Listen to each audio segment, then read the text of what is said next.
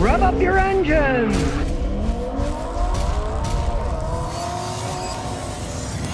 Alright, today I'm going to talk about scan tools, the good, the bad, and the ugly. Now these scan tools here are but a fraction of what I have because I test them honestly. So companies send me them all the time. They say, what do you charge to make a video on our scan tool? And I say, nothing. Just send me it, I'll try it out. If it works good, I'll tell people about it. Honest testing of various machines. Now, this is just a small fraction of what I got. More in boxes, hanging on shelves, sitting inside my tool drawers. I mean, they're everywhere.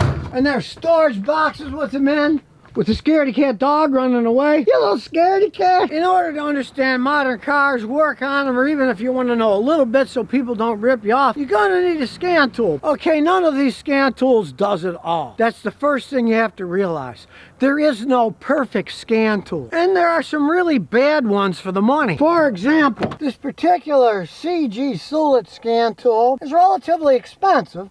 And really, it doesn't do that much more than a cheaper scan tool does, and it's very slow at refreshing data. In the $300 range, there are much better ones. Now, I find that strange because this little one here is made by the same company, and it's like 30 bucks. If you don't know much about cars, but you want to learn a little, see what your codes are, maybe reset codes, see if it'll pass your emissions test, this thing isn't bad. They're more expensive models. Overpriced, don't do that much, but hey, this little $30 one, it actually works quite well. I'll show you. 30 bucks, look, it's checking it to see what its VIN number is. And yeah, it takes a little time. It's little, it's cheap. It's going to be slower than the bit expensive ones, but hey, if you're not a mechanic, you got time on your hands. You're not paying yourself 150 bucks an hour. Codes, erase codes. You can even look at live data. We'll start it up and look at live data. Review data.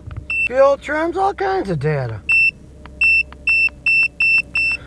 We'll see how far down it goes. MAF sensor, I mean, it does all kinds of data. It does IM readiness, shows you it's green, shows you that it will pass your state inspection. Now, 30 bucks, you can't go wrong. You want some basic data? Retrieve codes, erase codes, see if your car will pass the emissions test. If you get your car fixed, you can see if it's got any codes left. Hey, 30 bucks, what the heck?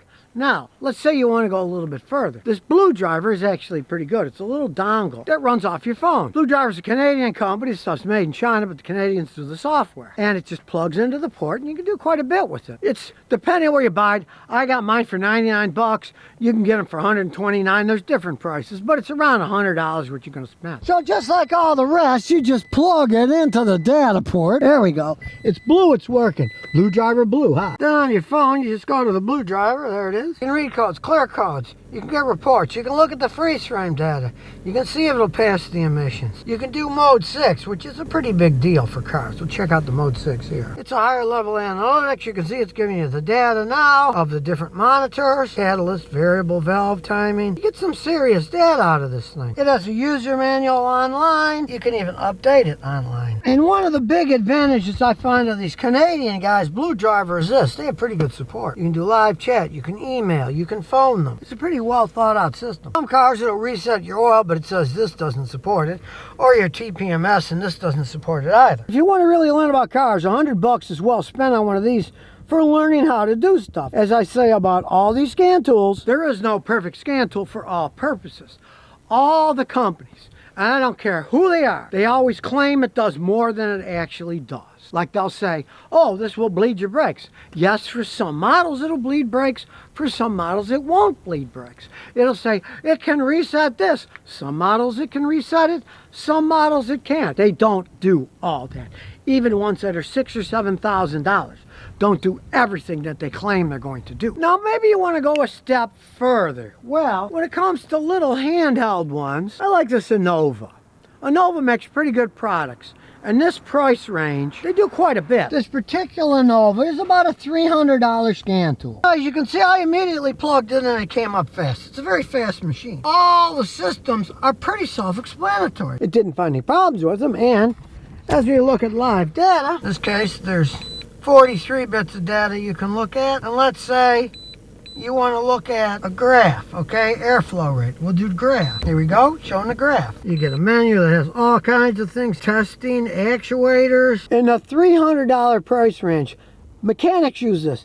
I use this all the time as figuring out what's wrong with the car. If you really want to start getting into learning about cars, you don't mind spending $300. It's a pretty good system. Like I said, they know none of them do it all, but for that kind of information, your labor to control stuff, it's a pretty good scan tool. Now let's say you're willing to spend a little bit more. This Autel, there's its number, and this is the Topdon RD Diag Pro in around the $400 price range. These are pretty much the best. Setting itself up, turn the key on, you can diagnose it, of course. We'll look at the hot functions, oil reset, the electronic parking brake, the TPMS system, check your battery mode, bleed your brakes. If you got a diesel, it can do the diesel DPF fluid. It can do immobilizer keys.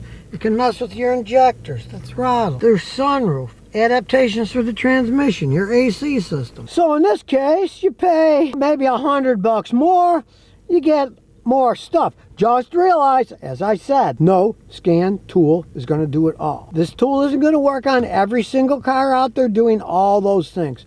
Some cars they'll work, some cars they won't. It's not, a $10,000 scan tool. But if you seriously want to work on your car and learn a bunch, these are pretty handy for around $400, right? The Autel company's been around quite some time. They make various ranges. I have some of their $2,000 scan tools. They work quite well, I'm pretty satisfied with it. But for this price range, you kind of get what you pay for. You can see it scanning the car. You can see it's going to the car pretty fast. It's already 62% done. This is live time. Now we're at 87. So it doesn't take that long to really go through the vehicle. What I like about this Autel is the company's been around a while. And they got the software pretty well suited out, because watch. See the data coming out? All right, watch. As we scroll, the data follows.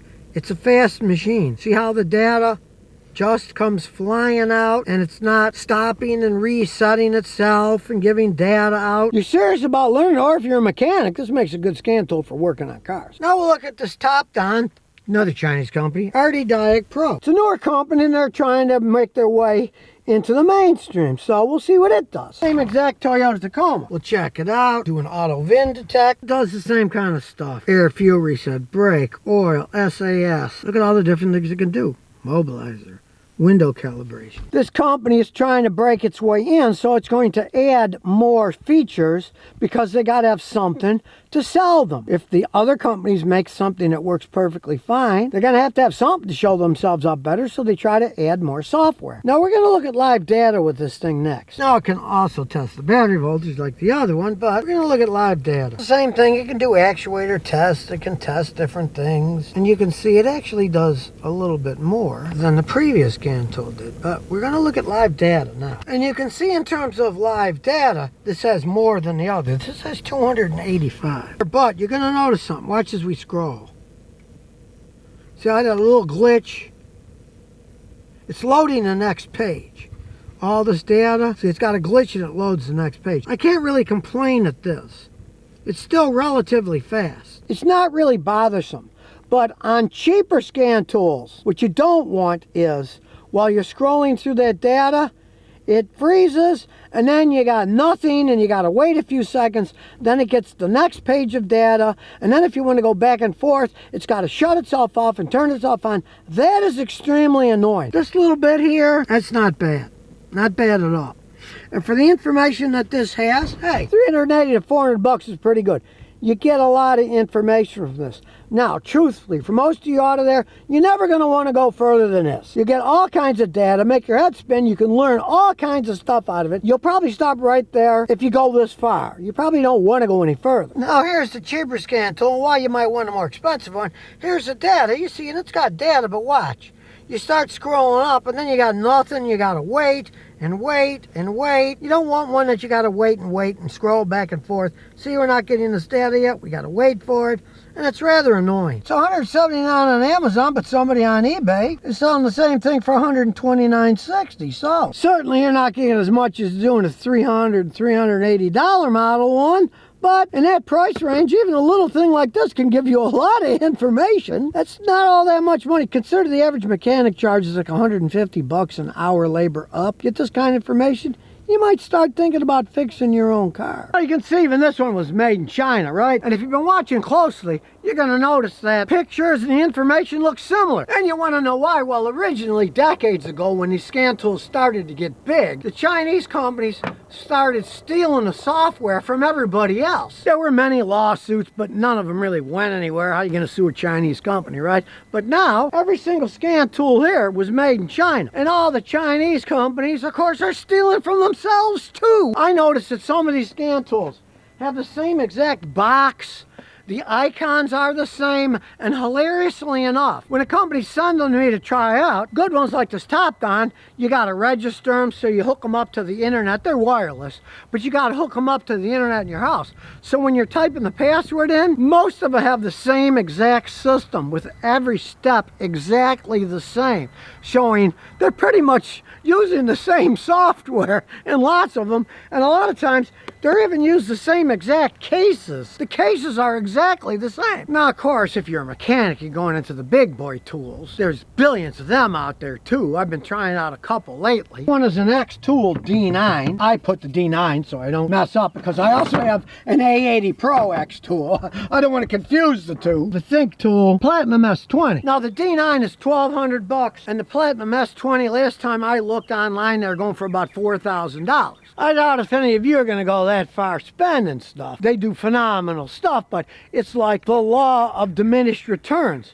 The more you pay at the higher end, the less extra stuff you get. For example, the D9X tool, they got D8, D7, they even have $200 scan tools. And they all work pretty good in their price range. I'd say start with the D7, D8, D9, look at the three of them, see how much you want to spend. You want to spend $300, $500, or $1,100. Now, professional mechanics are generally the only people going to be buying this $4,000 unit. It's huge, it does lots of things, but unless you're a mechanic, it's not really cost effective, of course. Unless you're going to be working on other people's cars for a living, you're not going to want to spend that kind of money. So now you know quite a bit more about scan tools. Whether you're somebody who doesn't know much and wants some basic info and go buy yourself a little $30 one, or whether you want to try this Bluetooth dongle that works off your phone, gives you quite a bit of information, or whether you want to try something you can get at eBay for $130, this Moo car that actually does quite a bit, or whether you're willing to spend $400 on an Autel that really does an awful lot of stuff, make sure you do a little research so you don't end up buying something like this